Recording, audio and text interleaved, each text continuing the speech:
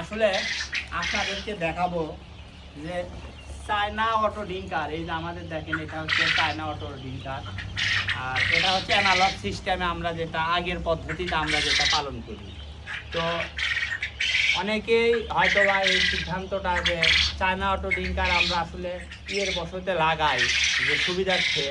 আমি কিন্তু দেখেন সেট আপটা দেখেন, আমার কিন্তু এই সেট আপ বাইরে আমার ওই ঘরে পুরো সেট আপটা রাখছি, কিন্তু তা বাদ দিয়েও আমি এটা রাখতে পারতেছি না। কারণ হচ্ছে এই চায়না অটো ডিঙ্কারটা আসলে কিছু সুবিধা আছে, আপনার পানি দিতে হয় না, ওষুধটা ভালোভাবে দেওয়া যায়।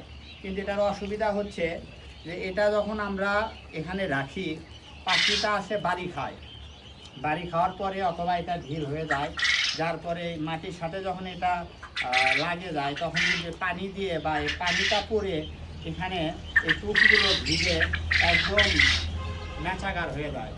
দেখা যাচ্ছে যে আমার প্রতিদিনই একটা না একটা আপনার অসুবিধা হয়। এবং এই পাইপটা দেখেন, এই পাইপটা আপনার ওষুধ দেয় দেয়, এই পাইপটা আপনার ব্লক হয়ে যায়, পাইপটা ব্লক হয়ে যায়, এগুলো আপনার অনেক সময় ফেটে যায়। আসলে মানে অসুবিধাটাই বেশি, অসুবিধাটাই বেশি। সেই কারণে আমি এত টাকা খরচ করার পরেও আমি কিন্তু অ্যানালগ সিস্টেমে দেখেন, এই যে অ্যানালগে দেখেন আমি দিচ্ছি। আসলে আমার কাছে মনে হয় অ্যানালগ সিস্টেমটাই ভালো। যদি আপনারা চায়না অটো ডিঙ্কার কেউ লাগাতে চান, আমার পরামর্শ হবে আপনার না লাগানই ভালো। অবশ্যই আপনারা অ্যানালগে রাখতে পারেন বা অন্য কোনো সিস্টেম থাকলে করতে পারেন। আসলে আমি এটা করার পরে অনেক টাকা খরচ করে আমি করছি, তারপরেও দেখেন এটা আমি কিন্তু ব্যবহার করতেছি না।